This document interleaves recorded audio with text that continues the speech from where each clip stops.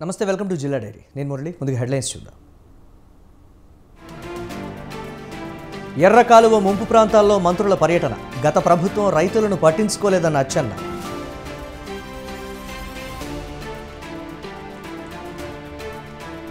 తుంగభద్ర కాలువ నుంచి నీరు విడుదల చేసిన శ్రీనివాసులు. రాయదుర్గం ప్రజలకు సమృద్ధిగా నీరుందన్న ఎమ్మెల్యే. పరిగిలో అధికారుల నిర్లక్ష్యం, భారీగా నీరు వృధా, పంటలు పాడైపోతున్నాయని అన్నదాతల ఆవేదన.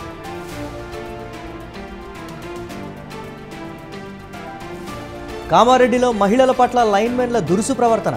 వీధి లైట్లు సరిగా రావడం లేదనడంతో దూషణ పర్వం.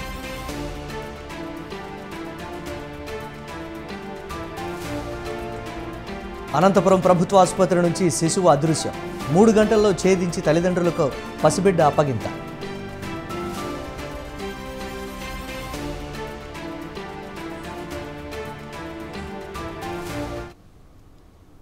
తూర్పుగోదావరి జిల్లా నిడదవోలు సెగ్మెంట్లో వేలాది ఎకరాల పంట నీట మునగడంతో పరిశీలించేందుకు వచ్చామని మంత్రి అచ్చెన్నాయుడు చెప్పారు. ఎర్ర కాలువ పూడిక తీయకపోవడంతో రైతులు ఇబ్బంది పడుతున్నారన్నారు. గత వైసీపీ ప్రభుత్వం రైతులను పట్టించుకోలేదని అచ్చెన్న విమర్శించారు. ఎర్ర కాలువ ముంపు ప్రాంతాల్లో మంత్రులు అనిత, అచ్చెన్నాయుడు, దుర్గేష్ పర్యటించారు. నిడదవోలు టీడీపీ ఇన్ఛార్జ్ శేషారావుతో కలిసి బాధిత రైతులను పరామర్శించారు. సూర్యారావుపాలెం, కాల్దారి తాళ్లపాలెం, కంసాలిపాలెంలో పొలాలను మంత్రులు పరిశీలించారు. రైతులందరికీ న్యాయం చేస్తామని మంత్రి అచ్చెన్న హామీ ఇచ్చారు. కంసాలిపాలెం, మాధవరం మధ్య కూలిన బ్రిడ్జిని నిర్మిస్తామని చెప్పారు.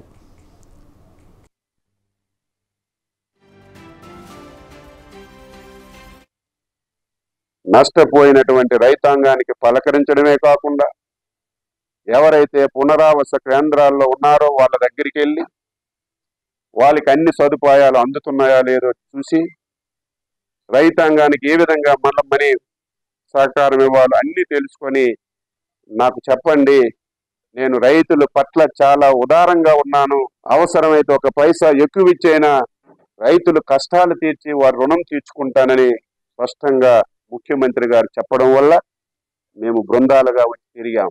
ఒక పూట అసెంబ్లీ చూసి ఒక పూట వచ్చి పలకరించి వచ్చినటువంటి దాఖలాలు. నిన్న ప్రజలు 5 సంవత్సరాలు ఇటువంటి పరిస్థితి ఉంటే ఒక్క ఆఫీసర్ రావడం కానీ, ఒక్క మంత్రి రావడం కానీ, ఒక ఎమ్మెల్యే రావడం కానీ మేము ఎప్పుడు చూడలేదు. మీరు వచ్చారు, ఇదే మాకు ఆనందం అని మీ సాక్షిగానే చాలా మంది నిన్న వారి హర్షాన్ని తెలియజేశారు. ఈరోజు ఈ ప్రాంతం అనంతపురం జిల్లా రాయదుర్గం ప్రజలకు వేసవి కాలం వరకు సరిపడినంత నీరు ఉందని ఎమ్మెల్యే కాలువ శ్రీనివాసులు చెప్పారు. రాయదుర్గం జనం దాహార్తిని తీర్చే సమ్మర్ స్టోరేజ్కి ఎమ్మెల్యే కాలువ శ్రీనివాసులు పూజ చేసి తుంగభద్ర ఎగువ కాలువ నుండి నీరు విడుదల చేశారు. తుంగభద్ర జలాశయం పూర్తి స్థాయిలో నిండిందని, ఎస్ఎస్ ట్యాంకులో 3.50 MLTల నీరు ఉందన్నారు. 80,000 జనాభా గల రాయదుర్గం ప్రజలకు త్రాగునీరు సమస్య రాకుండా అధికారులు సమన్వయంతో పనిచేయాలన్నారు కాలువ శ్రీనివాసులు. అనంతరం కనేకల్ సమీపంలోని చిక్కనేశ్వర స్వామి చెరువు వద్ద కొత్త బ్రిడ్జిని కాలువ పరిశీలించారు.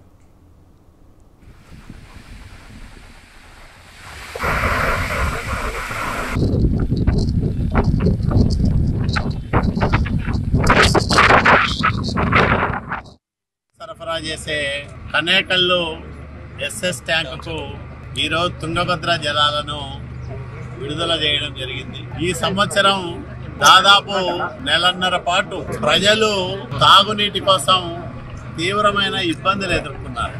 ఒకవైపు ఎస్ఎస్ ట్యాంకులో తగినంత నీరు లేకపోవడం, వర్షాలు రావడం ఆలస్యం కావడం వల్ల నీళ్లు అందుతాయో లేదో, తుంగభద్ర జలాశయానికి నీటి సరఫరా అనుకున్న సమయానికి వస్తుందో రాదో అనే ఆందోళన రాయదుర్గం పట్టణ ప్రజలతో పాటు అనంతపురం, ఉమ్మడి అనంతపురం జిల్లా ప్రజలందరినీ కూడా వేధించిన ప్రశ్న గడిచిన 20 రోజులుగా.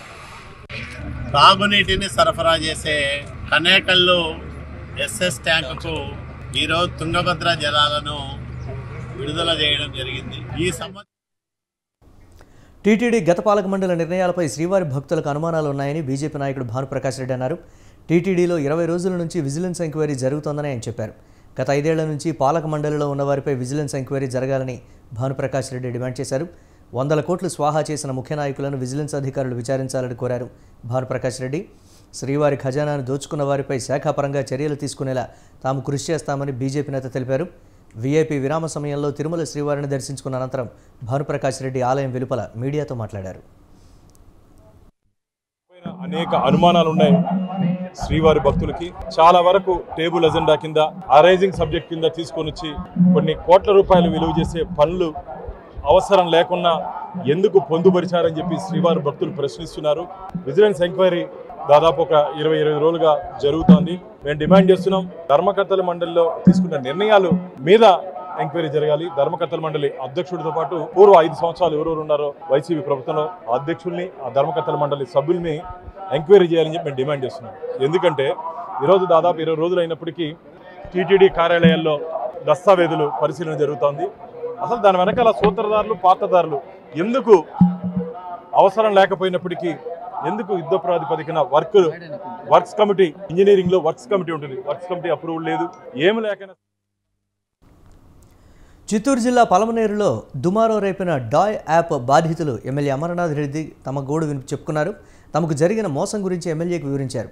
మెప్మా ఆఫీసులోని డేటా ఎంట్రీ ఆపరేటర్ రాజేష్ ఆధ్వర్యంలో ఆర్పీల ద్వారా ఈ తతంగం నడిచిందని వారు ఆరోపించారు. తమకు జరిగిన అన్యాయంపై ఆర్పీలను ప్రశ్నిస్తే దౌర్జన్యం చేస్తున్నారని ఎమ్మెల్యేకు తెలిపారు. పోలీసులకు కంప్లైంట్ చేశామని, తమకు న్యాయం జరిగేలా చూడాలని బాధితులు విన్నవించారు. మెప్మా పీడీకి ఎమ్మెల్యే అమర్నాథ్ రెడ్డి ఫోన్ చేసి వెంటనే విచారణ జరిపి బాధితులకు న్యాయం జరిగేలా చూడాలని ఆదేశించారు. అవసరమైతే పోలీసు ఉన్నతాధికారుల దృష్టికి విషయం తీసుకువెళ్లి న్యాయం చేసేందుకు కృషి చేస్తానని చెప్పారు. యాప్ ద్వారా డబ్బులు ఏ రకంగా మోసం జరిగిందనేది ఈరోజు బాధితులు కూడా చెప్పడం జరిగింది. బాధితుల నుంచి ఆ యొక్క యాప్ కార్యక్రమాలు కానీ ఏం జరుగుతున్నాయో వాటిని పైన డిఎస్పీ గారికి కూడా కంప్లైంట్ కూడా ఇచ్చారని కూడా చెప్పడం జరుగుతూ ఉంది. నా అనుమానం ఏమిటంటే బాధితులు కూడా ధైర్యంగా వచ్చి చెప్పేటువంటి పరిస్థితి కనపడడం లేదు. దాదాపు 30 కోట్ల దాకా ఈ ఊరిలోనే మోసం జరిగిందని చెప్తా ఉన్నారు. ఇంత మోసం జరిగిన తర్వాత ఆ బాధితుల నుంచి కూడా సరిగా బయటకు రానటువంటి పరిస్థితి ఉంటే ఎందుకు వాళ్ళందరూ కూడా ధైర్యంగా వచ్చి చెప్పలేకపోతున్నారు అనేది నాకు కూడా అర్థం కానటువంటి పరిస్థితి. కాబట్టి దానిపైన మెప్మా పీడీని వచ్చి ఒకసారి ఎంక్వైరీ చేసి వాస్తవం ఏం జరిగిందో తెలుసుకోమని కూడా చెప్పడం జరుగుతూ ఉంది. నిజంగా ఈ యొక్క ఇటువంటి యాప్లను దయచేసి పలమనేరు ఉండేటువంటి మనం కానీ నోబెల్ బుక్ ఆఫ్ వరల్డ్ రికార్డ్స్లో చిన్నారి స్కందన్ కార్తికేయకు చోటు దక్కడం అనంతపురం జిల్లాకు గర్వకారణమని కలెక్టర్ వినోద్ కుమార్ అన్నారు. గుమ్మగట్ట మండలం గోనబావికి చెందిన సచివాలయ ఉద్యోగి శాంతి హేమంత్ కుమారుడు 4 నెలల 19 రోజుల చిన్నారి స్కందన్ కార్తికేయ ఫ్లాష్ కార్డులను గుర్తించడం సంతోషించదగ్గ విషయమన్నారు. భవిష్యత్తులో చిన్నారి స్కందన్ కార్తికేయకు ప్రోత్సాహం అందిస్తామని కలెక్టర్ వినోద్ కుమార్ తెలిపారు.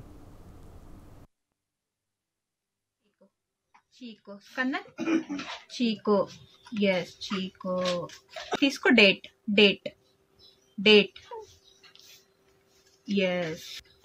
జాక్ ఫ్రూట్ తీసుకుని అన్న jack fruit jack fruit Skandan litchi తీసుకుని అన్న litchi litchi take it mango తీసుకున్నాను మ్యాంగో స్కందన్ పీచ్ తీసుకున్నాను పీచ్ ప్లమ్ తీసుకున్నాను ప్లమ్ తీసుకో ప్లమ్ యాపిల్ తీసుకున్నా apple Skandan apple Skandan banana తీసుకో బనానా బనానా ఏపీ ప్రభుత్వ ఉద్యోగుల సంఘం ప్రధాన కార్యదర్శి ఆస్కార్ రావుపై కడప జిల్లా అధ్యక్షులు రమేష్ కుమార్ నిప్పులు చెరిగారు. రాష్ట్ర సంఘం అధ్యక్షులు సూర్యనారాయణను తొలగించే హక్కు ఆస్కార్ రావుకు లేదని అన్నారు. ప్రభుత్వ ఉద్యోగులంతా సూర్యనారాయణ వైపే ఉన్నారన్నారు. ఆస్కార్ రావు ఒక చీడపురుగని, అతని వల్ల ఉద్యోగులకు చెడ్డ పేరు వస్తోందని రమేష్ కుమార్ మండిపడ్డారు. రాష్ట్ర అధ్యక్షులు సూర్యనారాయణను తొలగించానని ఆస్కార్ రావు చెప్పడం సిగ్గుచేటన్నారు. వైసీపీ ప్రభుత్వంతో అంటకాగి సూర్యనారాయణపై అక్రమ కేసులు నమోదు చేయించారని ఆరోపించారు. యూనియన్తో ఆస్కార్ రావుకు సంబంధం లేదని రమేష్ కుమార్ అన్నారు. అధ్యక్ష పదవి నుంచి బహిష్కరిస్తున్నామని స్టేట్మెంట్ ఇచ్చారు. 22వ తారీఖున రాష్ట్ర కార్యవర్గంలో దరిదాపు 75 మంది సభ్యులున్న రాష్ట్ర కార్యవర్గంలో 70 మంది సభ్యులు హాజరయ్యారు. ఒక 5 మంది సమయం సరిపోక వాళ్ళు రాలేకపోయారు. వీళ్ళందరూ కలిసి 22వ తేదీ ఆస్కార్ రావు గారిని రాష్ట్ర ప్రధాన కార్యదర్శి పదవి నుంచి తొలగించడం జరిగింది. ఈ విషయాన్ని స్వయంగా చీఫ్ సెక్రటరీ గారికి, సెక్రటరీ GAD సర్వీసెస్ వారికి, మా రాష్ట్ర అధ్యక్షులైనటువంటి సూర్యనారాయణ గారికి సమర్పించాము. అదేవిధంగా ఆస్కార్ రావు గారు ఎవరినైతే అధ్యక్షులుగా ప్రకటించుకుంటున్నారో శ్రీకాంతరాజు అనే వ్యక్తిని 4 నెలల క్రితము రాష్ట్ర కార్యవర్గ సమావేశంలో బహిష్కరించడం జరిగింది. ఆ సమావేశానికి ఆస్కార్ గారు కూడా అటెండ్ అయ్యి ఆ ఈసీ రిజల్యూషన్లో సంతకాలు పెట్టడం కూడా జరిగింది. అయితే ఆస్కార్ రావు గారు గత 6 నెలలుగా ఎక్కడున్నారో తెలియదు, సంఘ కార్యక్రమాలు ఎక్కడా పాల్గొనలేదు. పైపెచ్చు గత ప్రభుత్వంలో కేసులు, సూర్యనారాయణ గారిపై అక్రమ కేసులు గత వైసీపీ ప్రభుత్వం పెట్టినప్పుడు ఈ ఆస్కార్ గారు వైసీపీ ప్రభుత్వంతో అడ్డగాగి అధ్యక్ష పదవి. అధికారుల నిర్లక్ష్యంతో గంటల పాటు లక్షలాది లీటర్ల మిషన్ భగీరథ త్రాగునీరు వృధా అయింది. వికారాబాద్ జిల్లా పరిగి సమీపంలో రంగారెడ్డి జిల్లా కమ్మదానం నుండి కొడంగల్ వైపు తాగునీటి సరఫరాకు అధికారులు 7 భారీ పైపులను అమర్చి భూగర్భ ట్యాంకు నిర్మించారు. ఇక్కడి నీటిని కొడంగల్ వైపు తరలిస్తారు. అధికారులు సమయానికి మించి భగీరథ నీటిని విడుదల చేయడంతో ట్యాంకు పూర్తిగా నిండిపోయి నీరంతా వృధాగా పోయింది. దీంతో చుట్టుపక్కల పంట పొలాలు నీట మునిగాయి. సమీపంలోని ఇళ్ల మధ్యలోకి భారీగా నీరు చేరింది. పక్కనే ఓ ఇంటి నిర్మాణానికి ఉంచిన ఇసుక కొట్టుకుపోయింది. సంబంధిత అధికారుల దృష్టికి తీసుకువెళ్లినా స్పందించడం లేదని స్థానికులు ఆవేదన వ్యక్తం చేశారు. గతంలో ఇలాగే ట్యాంకు నుండి నీరు పొంగిపోయిందని, ఓవర్ఫ్లో కారణంగా పంటలు ప్రతిసారి పాడవుతున్నాయని అధికారులు స్పందించి ట్యాంకు పొంగిన సమయంలో ప్రత్యామ్నాయం చేయాలని స్థానిక రైతులు డిమాండ్ చేస్తున్నారు. ఈ మా ఇంటి ముంగల మిషన్ భగీరథ ట్యాంక్ ఉన్నది మా బాబాయ్ వాళ్ళ పొలంలో. అయితే ఇంతకుముందు సేమ్ యాజ్ ఇట్ ఈస్ మొన్న ఇప్పుడు నిన్న రాత్రి మొత్తం ఓవర్ఫ్లో అయింది. ఇది 4th or 5th time repetition. ఇది ఓవర్ఫ్లో అయితే గిట దీనికి ఎలాంటి మార్గం లేదు వాటర్ గిట పోవడానికి. చక్కగా ఇళ్ళకే వస్తున్నాయి. ఎంత ప్రాబ్లం అవుతుందో అంత ప్రాబ్లం అవుతున్నది. నిన్న నా ఈ పక్కన ఇంటి పక్కన ఇంకో ఇల్లు కడుతున్నా, ఇంటికి మొత్తము ఉసుక సగం లారీ డస్ట్ మొత్తం పోయింది. మొత్తం పంట మొత్తం నాశనం అయింది సార్. పక్కకేసి మొత్తం పంట మొత్తం నాశనం అయిపోయింది. దీనికి ఎలాంటి ఏదైనా మార్గం చెప్పి మిషన్ బాధ్యత వాళ్ళ సార్ వాళ్ళతోటి కానీ మేనేజ్మెంట్ తోటి కానీ ఎవరితో మాట్లాడి ఎండి గారితో కానీ ఇప్పటికీ 4 సార్లు అయింది. వాటర్ ట్యాంకు లీక్ అయ్యి ఎవరు పట్టించుకుంటలేరు. డిఏకి చేసినా ఏకి చేసినా ఎవరికి పట్టించుకుంది మాకు సంబంధం లేదని ఆన్ ది రికార్డ్ కూడా ఉన్నది. కలెక్టర్ తాను కోతా అంటే కూడా ఎవరి తానికన్నా అని చెప్తున్నారు వాళ్ళు. మిషన్ భగీరథ మా ల్యాండ్ని వేసారు. ఇంతవరకు నష్టపరిహారం కూడా ఇంతవరకు ₹1 ఇవ్వలేరు. ఈ కాంట్రాక్టర్లు బ్రోకర్లు కలిసి అలా కమిషన్ తీసుకొని అని వేసారు. మేము అడగనికే కూడా ఛాన్స్ లేదు మాకు. మొత్తం ఇల్లు కొట్టుకుపోయేటట్టున్నాయి. మేము ఇల్లు కష్టపడి ఇల్లు కట్టుకున్నాము. ఇల్లు కొట్టుకుపోయి మా భూములే మేము కట్టుకున్నాము. ఇల్లు కొట్టుకుపోయేటట్టున్నాయి. నిన్న అయితే పరిస్థితి అదో రకంగా ఉండే.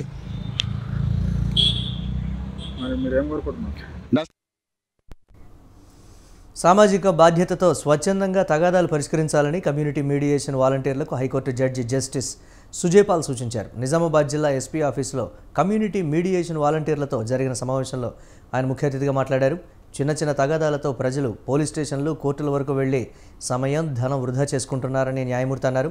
సామాజిక కార్యకర్తలు, పెద్ద మనుషుల సమక్షంలో తగాదాల పరిష్కారానికి కమ్యూనిటీ మీడియేషన్ వాలంటీర్లు పనిచేయాలని మరో హైకోర్టు జడ్జి శ్రీనివాసరావు చెప్పారు. మంచి పేరు ఉండి రాజకీయ ప్రమేయం, క్రిమినల్ బ్యాక్గ్రౌండ్ లేని వారిని కమ్యూనిటీ వాలంటీర్లుగా ఎంపిక చేసినట్లు జిల్లా ఎస్పీ సింధు శర్మ వెల్లడించారు. వాలంటీర్ ప్రోగ్రామ్ మంచి ఉద్దేశంతో మధ్యప్రదేశ్ రాష్ట్రంలో చాలా సక్సెస్ఫుల్ ప్రోగ్రామ్ ఇది. సో మనము ఇంత ప్రతిష్టాత్మక కార్యక్రమానికి మన జిల్లాని ఎంచుకున్నందుకు అండ్ మిమ్మల్ని అందరినీ భాగస్వామ్యం చేసినందుకు మనము మన గౌరవ న్యాయమూర్తులకు ప్రత్యేక ధన్యవాదాలు చెప్పాల్సిన అవసరం ఉంది. దీని గురించి చాలా డీటెయిల్గా మీకు గౌరవ న్యాయమూర్తులు ఇప్పుడు ఎక్స్ప్లెయిన్ చేస్తారు. సో నేను ఎక్కువ సమయం తీసుకోదలుచుకోలేదు. మనం మన జిల్లాకి మంచి పేరు తీసుకుని రావాలి. దీనివల్ల ఎన్నో సమస్యలు మనం రిజాల్వ్ చేయగలగాలి. ఇది కేవలం ఒక వాలంటీర్ ప్రోగ్రామ్ మంచి ఉద్దేశంతో మధ్యప్రదేశ్ రాష్ట్రంలో చాలా సక్సెస్ఫుల్ ప్రోగ్రామ్ ఇది. సో మనము ఇంత ప్రతిష్టాత్మక కార్యక్రమానికి మన జిల్లాని ఎంచుకున్నందుకు అండ్ మిమ్మల్ని అందరినీ భాగస్వామ్యం చేసినందుకు మనము విద్యుత్ ట్రాన్స్ఫార్మర్ ఫ్యూజ్ వైర్ మరమ్మతు చేసేందుకు వచ్చిన 2 లైన్మెన్లు మద్యం మత్తులో మహిళల పట్ల దురుసుగా ప్రవర్తించారు. కామారెడ్డిలోని ఇందిరానగర్ కాలనీలో ఈ ఘటన జరిగింది. డబుల్ బెడ్రూమ్ ఇళ్ల వద్ద ట్రాన్స్ఫార్మర్ ఫ్యూజ్ వైర్ కాలిపోయింది. దీంతో లైన్మెన్ గఫార్కు కాలనీ వాసులు సమాచారం ఇచ్చారు. మరో లైన్మెన్ రాజేందర్తో కలిసి గఫార్ ట్రాన్స్ఫార్మర్ ఫ్యూజ్ వైర్ మరమ్మతు చేశారు. ఆ తర్వాత వీధి లైట్లు సరిగా రావడం లేదన్న కాలనీ మహిళలను లైన్మెన్లు అసభ్య పదజాలంతో దూషించారు. దీంతో మహిళలు లైన్మెన్లను ఘెరావ్ చేసి పోలీసులకు అప్పగించారు.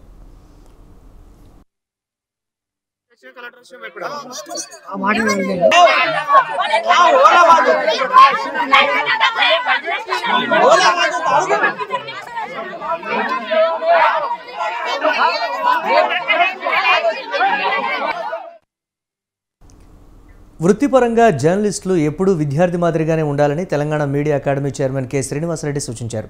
సమాజానికి జర్నలిస్టులు మార్గదర్శకంగా ఉండాలని అన్నారు. తెలంగాణ మీడియా అకాడమీ చైర్మన్గా బాధ్యతలు చేపట్టిన తర్వాత కె శ్రీనివాసరెడ్డి తొలిసారి జనగామలో పర్యటించారు. శ్రీనివాసరెడ్డికి స్థానిక ఆర్టీసీ చౌరస్తాలో టీయూడబ్ల్యూజే, ఐజేయు జనగామ మీడియా ప్రతినిధులు ఘనస్వాగతం పలికారు.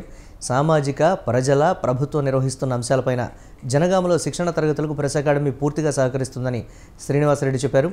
సామాజిక అంశాలపై అవగాహన కలిగి ప్రజలకు స్పష్టంగా తెలియజేయడమే జర్నలిజం అన్నారు శ్రీనివాసరెడ్డి. తరమైతే మంచి చెడుల గురించి చర్చించుకోవటము, వృత్తిపరమైన అంశాలని నేర్చుకోవటము, జర్నలిజంలో కొంతకాలంగా ఉన్న మిత్రులకి వివిధ అంశాలపైన ఎట్లా సామాజిక కోణం నుంచి, ప్రజల కోణం నుంచి.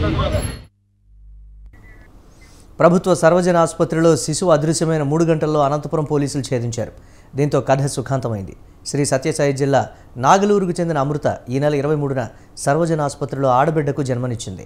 ఆసుపత్రి గైనిక్ విభాగంలో తల్లి, బిడ్డ వైద్యం సేవలు పొందుతున్నారు. తెల్లవారుజామున పసికందు అదృశ్యమైనట్లు పోలీసులకు సమాచారం అందింది. వెంటనే కేసు ఛేదించాలని పోలీసు అధికారులను జిల్లా ఎస్పీ మురళీకృష్ణ ఆదేశించారు. సీసీ ఫుటేజ్ ఆధారంగా ఏ నారాయణపురం వాసి ఆమని చిన్నారిని తీసుకువెళ్లినట్లు డీఎస్పీ ప్రతాప్, 2 టౌన్, 4 టౌన్ సీఏలు, ఏఎస్ఐ గుర్తించారు. చిన్నారిని స్వాధీనం చేసుకుని తల్లిదండ్రులకు అప్పగించారు. ఆమెనిపై చర్యలు తీసుకుంటామని పోలీసులు తెలిపారు.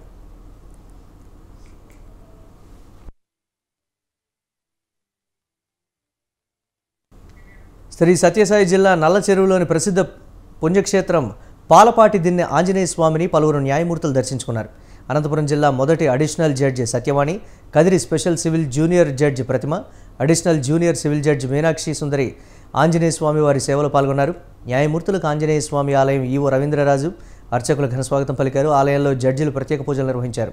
స్వామివారి దర్శనం అనంతరం న్యాయమూర్తులకు అధికారులు తీర్థప్రసాదాలు అందించారు. ఆలయం విశిష్టత గురించి జడ్జీలు అడిగి తెలుసుకున్నారు.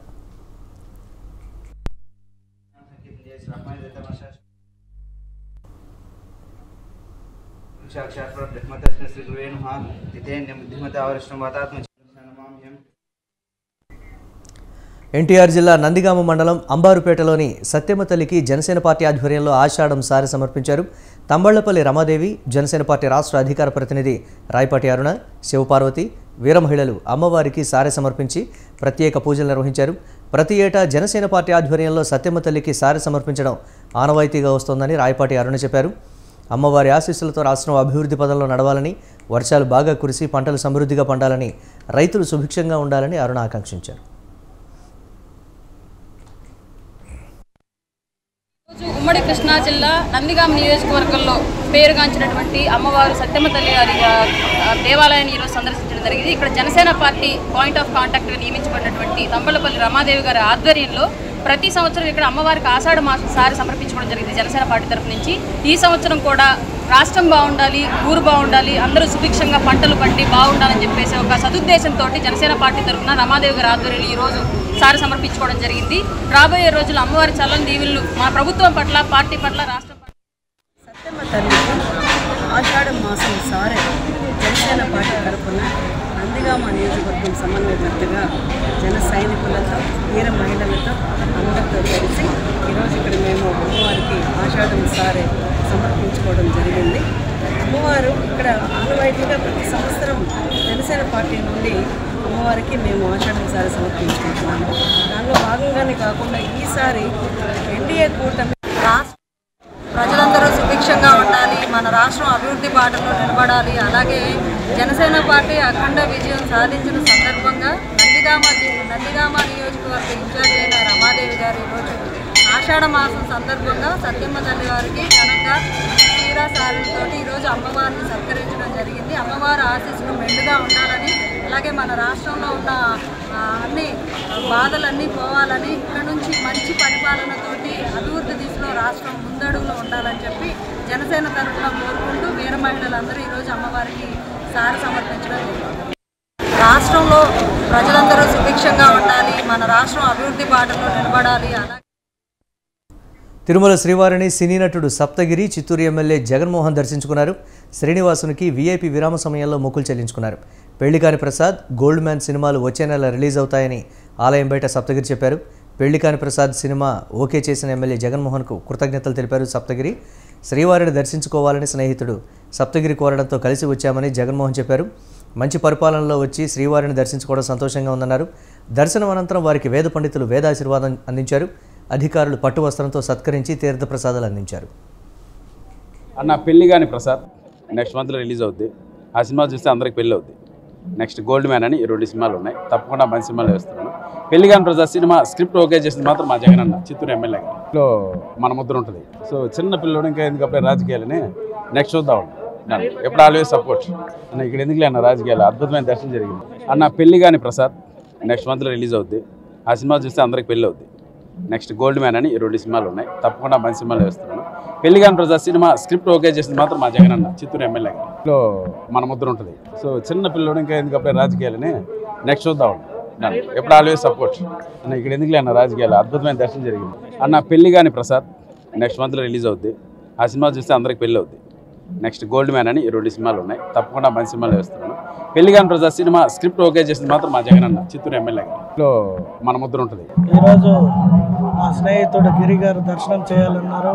అలాగే నా స్నేహితులందరితో సాక్షాత్ కలియుగ దైవం ఏడుకొండల స్వామి దర్శనానికి విచ్చేసాము. ఏదైనా ఒక మంచి పరిపాలనలో ఈ దేవస్థాన దర్శనానికి వస్తే కూడా ఆ అద్భుతమైన దర్శనం జరగడం కానీ ఆ ఒక సంతోషం కూడా కలగడం జరిగింది. ఎక్కడికెక్కడ కొండపైన కూడా గత ఈ 2-3 వారాల నుండి మీరందరూ గమనిస్తే పరిశుభ్రత కానీ అన్ని విషయాల్లో కూడా ఒక క్రమశిక్షణగా ఈ దేవస్థానాన్ని మార్చే క్రమంలో మన ముఖ్యమంత్రి శ్రీ నారా చంద్రబాబు నాయుడు గారు ఆల్రెడీ ఆదేశాలు చేయడం జరిగింది. తిరుమలని ప్రక్షాళన చేస్తానన్న విధంగా మంచి అధికారుల్ని నియమించారు. ఈరోజు మా స్నేహితుడు గిరి గారు దర్శనం చేయాలన్నారు. అలాగే నా స్నేహితులందరితో సాక్షాత్ కలియుగ దైవం ఏడుకొండల స్వామి దర్శనానికి విచ్చేసాము. ఏదైనా ఒక మంచి పరిపాలనలో ఈ దేవస్థానం ఆషాఢమాసం 4వ ఆదివారాన్ని పురస్కరించుకొని ప్రసిద్ధ పుణ్యక్షేత్రం ఏడుపాయల వనదుర్గ భవానీ అమ్మవారిని అర్చకులు విశేషంగా అలంకరించారు. వివిధ రకాల పూల మొక్కలు, తమలపాకులతో వనంలో వనదుర్గ అమ్మవారిగా భక్తులకు దర్శనమిచ్చారు. తెల్లవారుజామున అమ్మవారి అభిషేకం, సహస్రనామార్చన, కుంకుమార్చనతో అర్చకులు ప్రత్యేక పూజలు చేశారు. భక్తులు నదిలో స్నానం చేసి ఏడుపాయల వనదుర్గ అమ్మవారిని దర్శించుకొని మొక్కులు చెల్లించుకున్నారు. ఏడుపాయల అమ్మవారి దర్శనానికి వచ్చే భక్తులకు ఎలాంటి అసౌకర్యం కలగకుండా ఆలయ చైర్మన్ ఈవో ఏర్పాట్లు చేశారు. ఈరోజు వనదుర్గా భవాని మాత వనములో వెలిసినటువంటి స్వయంభూ వనదుర్గా భవాని మాత అవతారం ఇచ్చి కోరిన కోరికనిచ్చు తల్లిగా వెలిసినటువంటి ఏడుపాయల వనదుర్గా భవాని మాత ఈ ఆషాఢ మాసములో ఈరోజు వనములో వెలిసినటువంటి వనదుర్గా భవాని మాత అవతారం ఇచ్చి కోరిన కోరికనిచ్చు తల్లిగా వెలిసిన శ్రీ ఏడుపాయల వనదుర్గా భవాని మాత ఈ యొక్క దీపావళి తర్వాత స్థానిక ఎన్నికల నగారా మోగనుందా? ఈ ఏడాది చివరిలో స్థానిక సమరం జరుగుతుందా అంటే అవునని అంటున్నాయి ప్రభుత్వ వర్గాలు. నవంబర్లో నోటిఫికేషన్ వెలువడుతుందని, డిసెంబర్లో ఎన్నికలు నిర్వహిస్తారని చెప్తున్నాయి.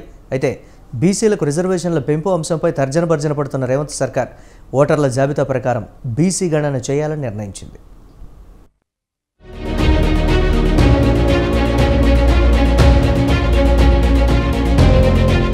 స్థానిక సమరానికి సమాయత్తమైంది రేవంత్ రెడ్డి ప్రభుత్వం.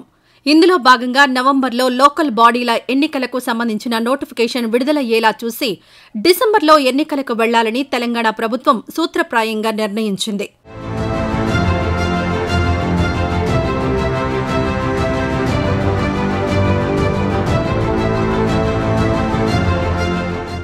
స్థానిక సంస్థల ఎన్నికలకు సంబంధించిన ప్రక్రియ త్వరగా పూర్తి చేయాలంటూ సీఎం రేవంత్ రెడ్డి అధికారులకు ఆదేశాలు జారీ చేశారు. సచివాలయంలో మంత్రులు, అధికారులతో పంచాయతీ ఎన్నికల కార్యాచరణపై చర్చించారు ముఖ్యమంత్రి. ఎన్నికల ప్రక్రియ ప్రారంభించేందుకు ఉన్న ఆటంకాలను ప్రభుత్వ అధికారులను అడిగి తెలుసుకున్నారు. ఈ సందర్భంగానే కేంద్ర ఎన్నికల కమిషన్ నుంచి రాష్ట్ర ఎన్నికల సంఘానికి నూతన ఓటర్ల జాబితా రావాల్సి ఉందని అధికారులు వెల్లడించారు.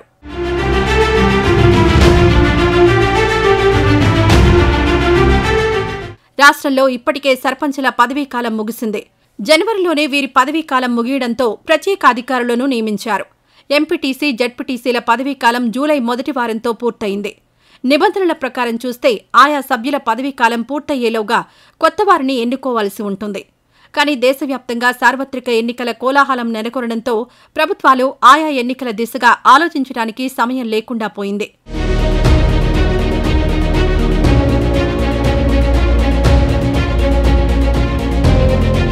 సర్పంచులు, ఎంపీటీసీ, జడ్పీటీసీల పదవీకాలం పూర్తి కావడంతో స్థానిక సంస్థలకు కేంద్రం నుంచి వచ్చే నిధులు నిలిచిపోయాయి.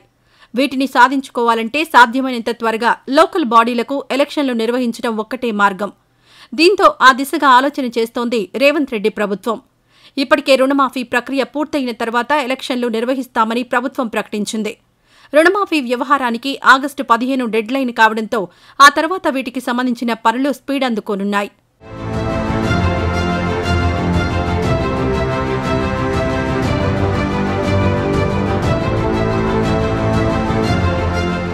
స్థానిక సంస్థల ఎన్నికల్లో భాగంగా మొదటగా సర్పంచుల ఎన్నికలు జరుగుతాయి. ఆ తర్వాత ఎంపీటీసీ, జడ్పీటీసీ ఎన్నికలు నిర్వహిస్తారు. మున్సిపాలిటీలకు సంబంధించిన ఎన్నికలకు వచ్చేసరికి వచ్చే ఏడాది ప్రారంభంలో నోటిఫికేషన్ వచ్చే అవకాశం ఉన్నట్లుగా అధికార వర్గాల్లో జోరుగా ప్రచారం సాగుతోంది.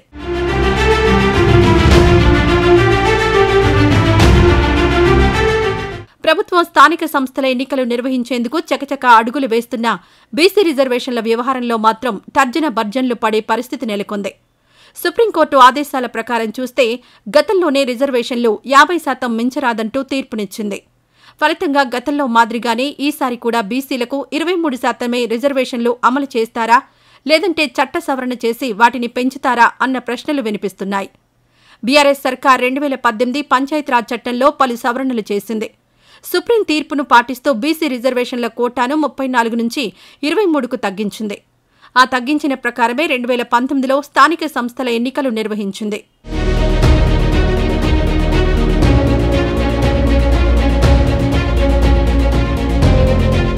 రిజర్వేషన్లు తగ్గించడంపై ఇప్పుడు బీసీలు అభ్యంతరాలు వ్యక్తం చేస్తున్నారు. జనాభా ప్రాతిపదికన రిజర్వేషన్లు పెంచి వాటి ప్రకారమే ఎన్నికలు నిర్వహించాలని రేవంత్ సర్కార్ను డిమాండ్ చేస్తున్నారు. పోనీ రిజర్వేషన్లు పెంచుదామంటే 50% నిబంధన ప్రతిబంధకంగా మారింది. ఇప్పటికే ఎస్సీ, ఎస్టీలకు రాజ్యాంగంలో పొందుపరిచిన మేరకు రిజర్వేషన్లు ఇస్తున్నారు. సుప్రీం ఆదేశాలు అనుసరించే ఆయా రాష్ట్రాలు బీసీలకు రిజర్వేషన్లను వర్తింపజేస్తున్నాయి. ఇలాంటి పరిస్థితుల్లోనే బీసీల ఆకాంక్షల మేరకు ఇచ్చిన హామీల ప్రకారం రేవంత్ ప్రభుత్వం బీసీల జనాభా తేల్చేందుకు కులగణనకు ఆదేశించింది. కానీ లోక్సభ ఎన్నికలతో ఆ ప్రక్రియ వాయిదా పడింది. పోనీ ఇప్పుడైనా చేద్దామంటే కులగణన అంత త్వరగా తేలేలా కనిపించడం లేదన్నది ప్రభుత్వ వర్గాల అభిప్రాయం.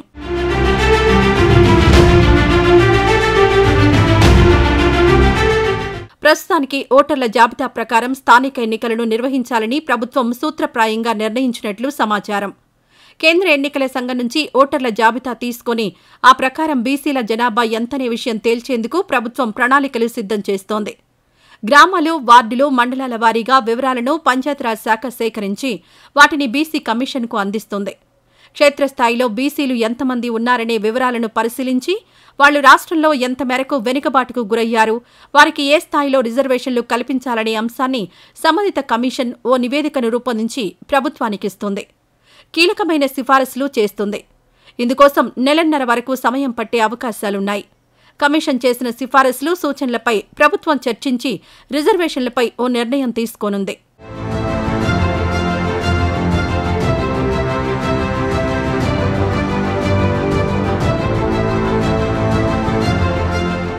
ఈ ప్రక్రియ అంతా పూర్తయ్యేందుకు సుమారు అక్టోబర్ చివరి వారం నుంచి నవంబర్ మొదటి వారం వరకు పట్టనుంది. ఆ తర్వాత వెంటనే నవంబర్లోనే ఎన్నికల షెడ్యూల్ విడుదల కానున్నట్లు తెలుస్తోంది. ఆ లెక్కన చూస్తే డిసెంబర్ మధ్య నుంచి చివరి వారంలోగా స్థానిక సంస్థల ఎన్నికలు జరగనున్నట్లు తెలుస్తోంది.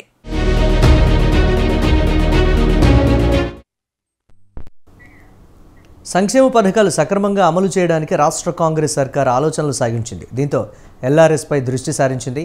ప్రజలకు ఎలాంటి ఇబ్బందులు లేకుండా అత్యంత పటిష్టంగా లేఅవుట్ రెగ్యులరైజేషన్ స్కీమ్ అమలు చేసేందుకు హస్తం పార్టీ ప్రభుత్వం సిద్ధమవుతోంది.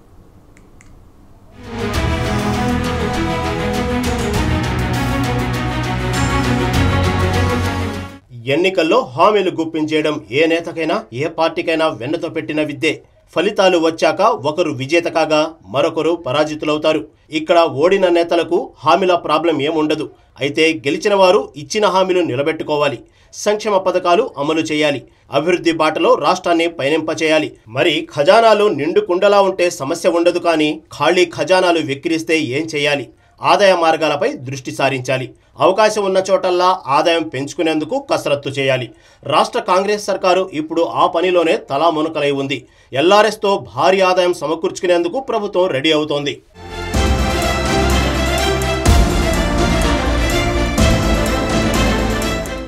రెండు 2020లో ఆగస్టు 31 నుంచి అక్టోబర్ 31 వరకు 2 నెలల పాటు గత ప్రభుత్వం ఎల్ఆర్ఎస్ దరఖాస్తులను స్వీకరించింది. రాష్ట్రంలో అన్ని పంచాయతీలు, మున్సిపాలిటీలు, కార్పొరేషన్ల నుంచి దాదాపు 25.44 లక్షల మంది అప్లికేషన్లు సమర్పించారు. కార్పొరేషన్లలో 4.13 లక్షలు, మున్సిపాలిటీల్లో 10.54 లక్షలు, పంచాయతీల్లో 10.76 లక్షల దరఖాస్తులు వచ్చాయి. ఓపెన్ ప్లాట్లు, నాన్ లేఅవుట్కు సంబంధించిన వాటికి దరఖాస్తుదారులు ₹1000 ఫీజు చెల్లించి తమ డాక్యుమెంట్ కాపీని సమర్పించారు. పెద్ద లేఅవుట్ స్థలాలకు సంబంధించి ₹10,000 దరఖాస్తు ఫీజుగా చెల్లించారు. అయితే కారణాలు ఏవైనా ఆ ప్రక్రియ అంతటితో నిలిచిపోయింది. అప్పుడు దరఖాస్తు చేసుకున్న కుటుంబాలు ప్రభుత్వ నిర్ణయం కోసం 4 ఏళ్లుగా నిరీక్షిస్తున్నాయి.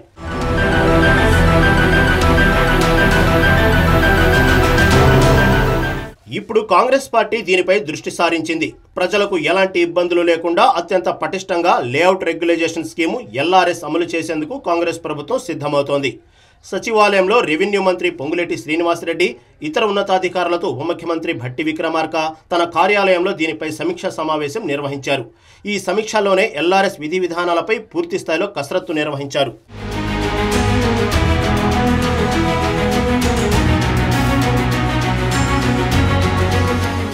ఎల్ఆర్ఎస్ వల్ల ప్రజలకు ఎలాంటి ఇబ్బందులు రాకుండా చూడాలని అధికారులకు ఉప ముఖ్యమంత్రి భట్టి విక్రమార్క సూచించారు. ఎల్ఆర్ఎస్ అనుమతుల కోసం ప్రజలు చేసుకున్న దరఖాస్తులు వీలైనంత వేగంగా పరిష్కరించాలని ఆయన అధికారులకు సూచించారు. ఇందుకోసం 33 జిల్లాల్లో ప్రత్యేకంగా ఒక్కో టీమును రూపొందించుకోవాలని చెప్పారు. సిబ్బంది కొరత ఉంటే ఇతర శాఖల నుంచి డెప్యుటేషన్ తీసుకోవాలని డిప్యూటీ సీఎం భట్టి తెలియజేశారు.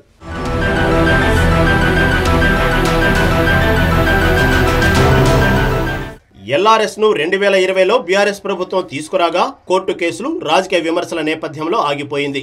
ఎల్ఆర్ఎస్కు గతంలో 25.44 లక్షల దరఖాస్తులు వచ్చాయి. వీటన్నింటినీ క్లియర్ చేయాలని కాంగ్రెస్ ప్రభుత్వం నిర్ణయం తీసుకుంది. ఎల్ఆర్ఎస్ ద్వారా దాదాపు 10,000 కోట్ల రూపాయల ఆదాయం వస్తుందని ఆర్థిక శాఖ అంచనా వేస్తుంది. ప్రస్తుతం క్లిష్టతరంగా ఉన్న రాష్ట్ర ఆర్థిక పరిస్థితుల్లో ఎల్ఆర్ఎస్ ఫండ్స్ వస్తే కొంత ఊపిరి పీల్చుకునే అవకాశం ఉంటుంది.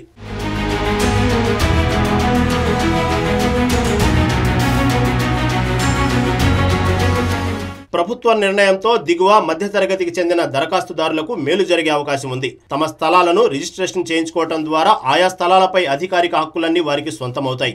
దీంతో నిర్మాణాలకు అనుమతులు లభించడంతో పాటు బ్యాంకు రుణాలు పొందేందుకు అవకాశం ఉంటుంది. అదేవిధంగా స్థలాల క్రయ విక్రయాలకు ఉన్న అడ్డంకులు సైతం తొలగిపోతాయి.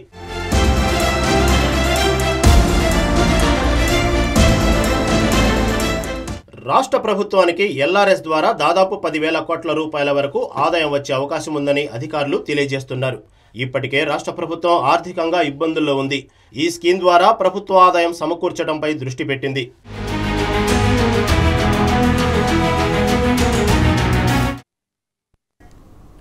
ఇవి జిల్లా డైరీ అప్డేట్స్. కీప్ వాచింగ్ స్వతంత్ర.